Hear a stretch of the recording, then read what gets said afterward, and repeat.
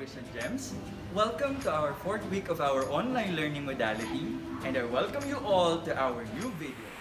So before we start our formal discussion, may I ask you the question, what do you know about painting?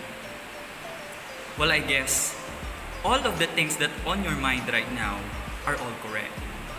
But what do we really mean when we say painting? Painting is the application of color to a surface through the use of tools. Painting is an art form that began many years ago. The earliest paintings recorded were found on the walls and ceilings of caves. These prehistoric paintings made use of crushed rocks mixed with animal fat or blood for paint. There are three components of painting. We have the pigments, the binder, and the solvent. When we say pigments, these are the colored part of the paint, whereas binder are the material that holds together the grains of pigment and allows it to stick to the painting surface. On the other hand, solvent is the liquid that controls the thickness or thinness of the paint, or that is the viscosity. Now, there are different kinds of paints. We have, number one, the oil-based paints.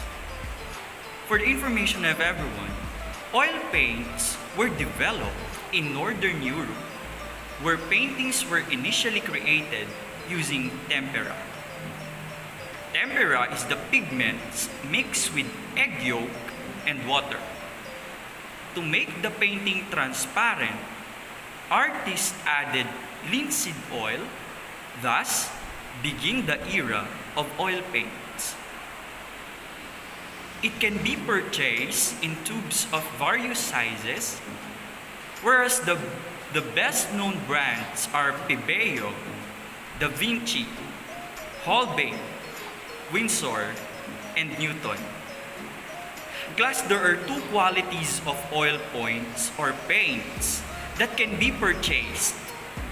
Artist quality, which is the best quality, which contains a good amount of pigment but usually takes longer time to dry. The student's quality contains less expensive pigments and more extender. Oil paint is creamy and dries slowly through chemical reaction. So these are examples of oil-based paints. The major characteristic of oil paints is that it gives a richness in depth of color. This image is also an example of oil paint base.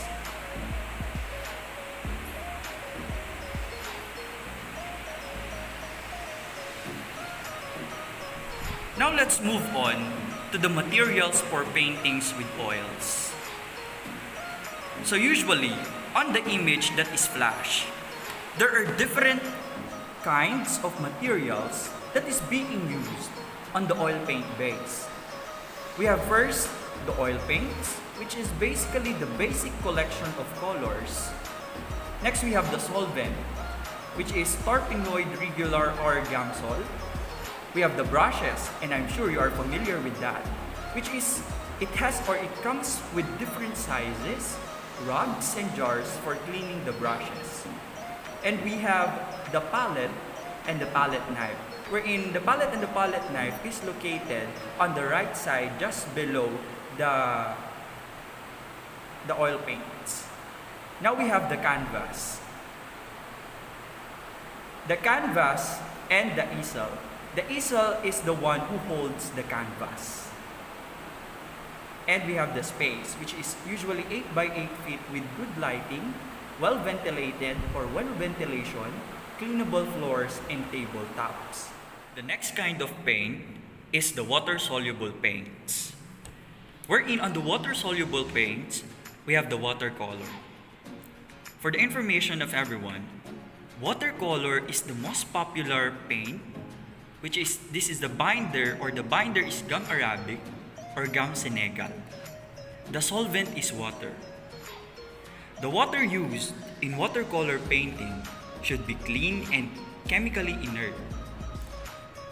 Water from pure springs and rainwater is best for painting.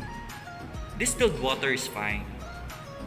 Tap water will do every day, watercolor painting, but the water should be changed frequently during the course of the painting. When overlayers are applied, care should be taken not to disturb the underpainting. It should be remembered that watercolor paint layers are vulnerable to any contact with water. The underlayer should be completely dry before another layer is imposed. For great colors and effects, no watercolor area in the painting should have more than 3 overlayers. These are now the techniques or approaches for watercolor painting. We have the wet on wet and the wet on dry. The support is dry and the watercolor is applied usually through the use of brush. So the first technique is the wet on dry. The wet on dry technique involves the limited use of water. When the painting process has begun, enough time is given for the fresh layer of paint to dry. Next, we have the wet on wet. This technique involves keeping the support and the pigment mixture in wet conditions. The plasticity of watercolor is seen in these wet conditions. The work produced is soft and diffuse. To differentiate the two, we have here a perfect image of the wet and dry, or wet on dry and wet on wet. The concept of plasticity of color in painting was popularized by the influential artist and teacher named Hans Hofmann. The concept of the plasticity is the ability of color to exist and define space by way of its hue and intensity, together with its relationship to the colors around it, rather than any structure based on perspective or system of light and dark. This is an image wherein you can see techniques of wet and wet and wet on dry. On the right side, that is wet on dry, and on the left side, wet on wet. This is an image wherein the technique used is wet on dry. This is also a combination of wet on wet and wet on dry. The next kind of paint is the gouache. Gouache is a mixture of transparent watercolor with water-soluble white pigment. Tinted paper supports are usually used for gouache, like cardboards. Like watercolors, gouache is not resistant to water after drying. Wetting the support helps in manipulating gouache mixtures. The support is positioned then horizontally to prevent water from running and color unintentionally merging. So these are the paints or the paintings that use gouache. Next, we have the acrylic paints.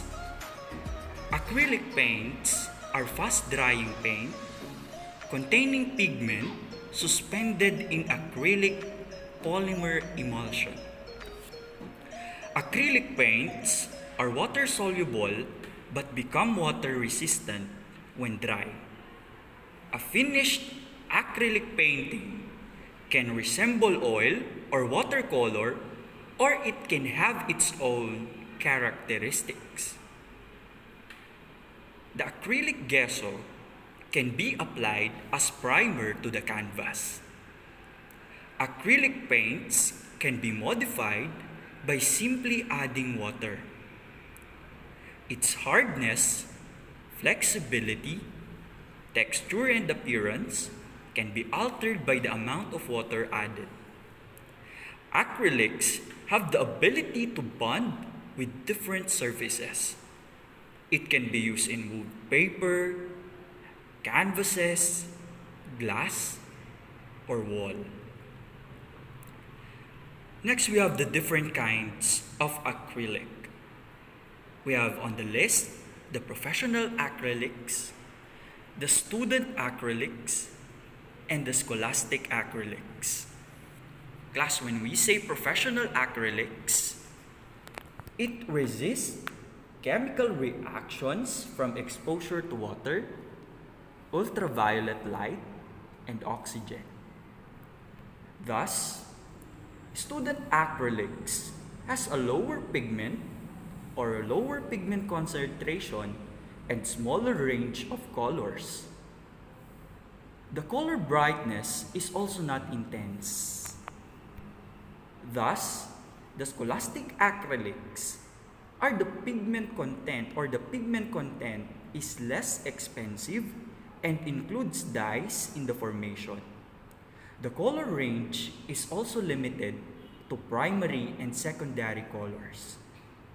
Since acrylic paints are water-based, it can be thinned and cleaned with water.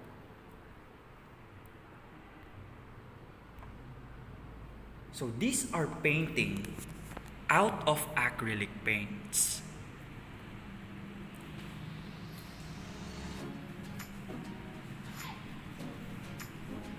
Next we have the tempera. Tempera is the pigment mixed with water and egg yolk. Its effects depends upon the layers of a semi-opaque colors. The manipulation of egg tempera painting is a line technique. Tempera cannot be blended like oil paints or watercolor because it instantly absorbed by the gesso on the support. Manipulation technique is done by cross-hatching to create color variations. Although tempera dries faster than oil, tempera painting is a slow process. It may take months to complete a single tempera painting. The egg tempera has low malleability, which is improved by adding water. To make the yolk less greasy, vinegar or acetic acid may be added. The difficulty of tempera painting is in the difficulty of making changes in the work and the impossibility of blending colors on the support. To sum it up, there are three components of painting. We have the pigment, the binder, and the solvent. We have also two types of paints, the oil-based paints and the water-soluble paint. On the water-soluble paints, there are different kinds. We have the watercolor, the gouache, the acrylic, and the tempera. Before I end our discussion, I just want to quote the quotation shared by Vincent van Gogh, that paintings have a life of their own that derives from the painter's soul. Thank you for watching. Please like and subscribe our educational channel for more updates and videos to be uploaded.